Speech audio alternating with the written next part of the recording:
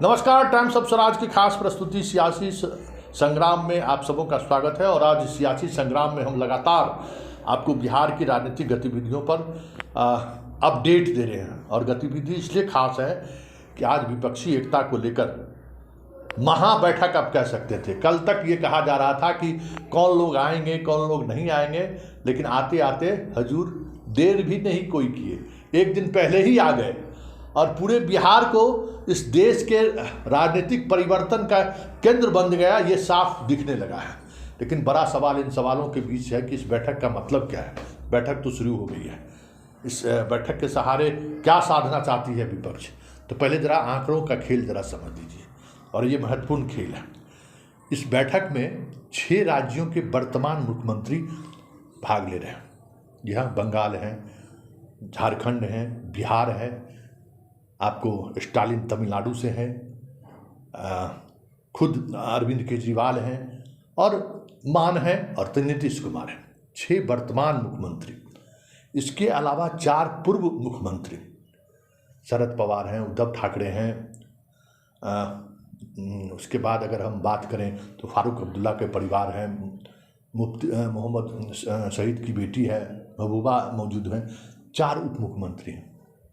और अगर हम कांग्रेस के दोनों शीर्ष नेतृत्व की बात कर लें तो फिर जिन 4 राज्यों में कांग्रेस की सरकार है, अगर सिर्फ हम बात कर लें तो कांग्रेस की राज्यों की सरकार किन किन राज्यों में है, तो वो आप अगर उसको गौर से देखेंगे तो जिन राज्यों में कांग्रेस की सरकार है वो कौन सी राज्य है। राजस्थान में उसकी सरकार है, मध्य प्रदेश में सरकार है, छत्तीसगढ़ में सरकार है, कर्नाटक में सरकार है और हिमाचल में सरकार है। मध्य प्रदेश में उसकी सरकार देंगे। मतलब 4 राज्यों में, बिहार को तो गठबंधन की सरकार है, बिहार को छोड़ दीजिए, तो पूरी अगर कांग्रेस की हम बात करें तो राजस्थान, छत्तीसगढ़, कर्नाटक और हिमाचल, मतलब 10 मुख्यमंत्री, 4 पूर्व मुख्यमंत्री इस बैठक में शामिल हो रहे हैं। और अगर हम लोकसभा कॉन्स्टिट्यूंसी की बात करें, जिन लोकसभा कॉन्स्टिट्यूंसी की, इसमें जितनी लोकसभा कॉन्स्टिट्यूंसी के नेता मौजूद हैं, तो आप कह सकते हैं कि आप लगभग अगर हम बात करें कि कितने लोकसभा सीट से के ये मुख्यमंत्री हैं, ये नेता, 351 सीट है। इन राज्यों में 351 सीट है।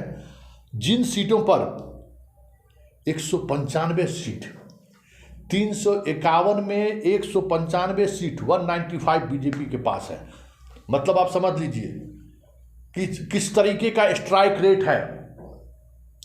मतलब लगभग 60% से अधिक का स्ट्राइक रेट है। 351 सीट, जिन सीटों से जुड़े हुए नेता आज के बैठक में मौजूद हैं, उसमें बीजेपी को जो 303 सीटें मिली थी 2019 के लोकसभा चुनाव में, उसमें से 195 सीट इन्हीं राज्यों से मिला है।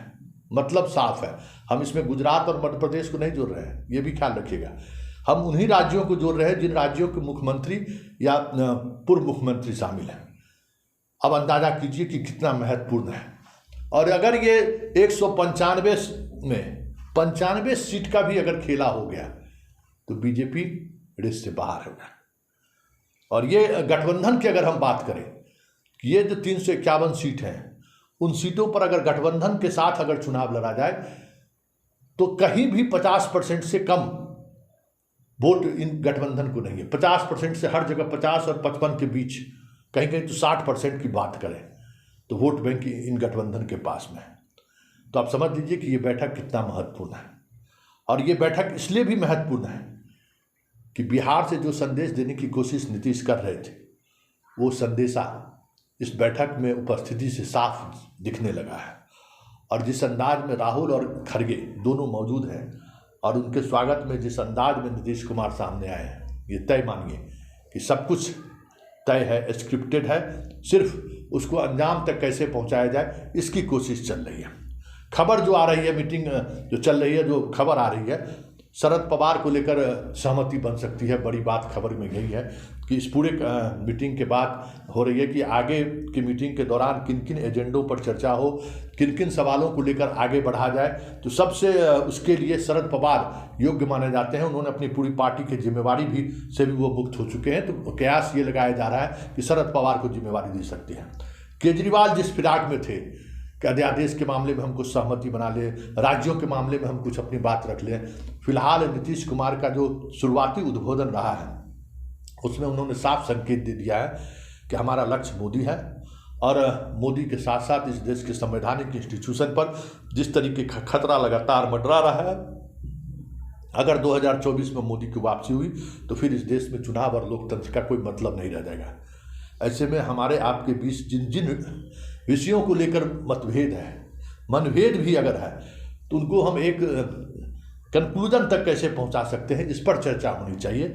नीतीश कुमार के संबोधन में यही शुरुआती जो उन्होंने संबोधन किया है उसमें इन्हीं बातों को फोकस किया है, और उसकी सहमति सभी बैठक में जो मौजूद नेता हैं उन्होंने सहमति जाहिर की है, और बहुत ही शांत और सहृदयता से बैठक में लोग एक दूसरे से मिलकर बैठकर बात कर रहे हैं, और तमाम शंकाओं को, जिस वजह से आपस में आने वाले समय में किसी वजह से विवाद ना हो, कोई बयान में कोई कंट्राडिक्शन ना हो, इन तमाम चीज़ों का ख्याल रखा जा रहा है, और हर एक नेता को अपनी बात रखने को कहा गया है। और राहुल गांधी अंत में संबोधन करेंगे, और कंक्लूजन के रूप में जो खबर आ रही है कि नीतीश कुमार उसके बाद लंच के बाद सारी चीज़ें तय हो जाएंगी। औपचारिक ऐलान मीडिया के प्रेस ब्रीफिंग के दौरान होगी, मीडिया की प्रेस ब्रीफिंग ही करेंगे नेता। लेकिन इन सब से अलग जो सबसे महत्वपूर्ण बात है, बीजेपी को घेरने के लिए या बीजेपी को 2019 में पटकनी देने के लिए जिस तरीके की गोलबंदी की शुरुआत बिहार से हुई है, ये तय मानिए कि अगर ये गोलबंदी सफल रही तो मोदी के लिए 2024 का चुनाव मुमकिन ही नहीं, नामुमकिन हो जाए तो कोई बड़ी बात नहीं।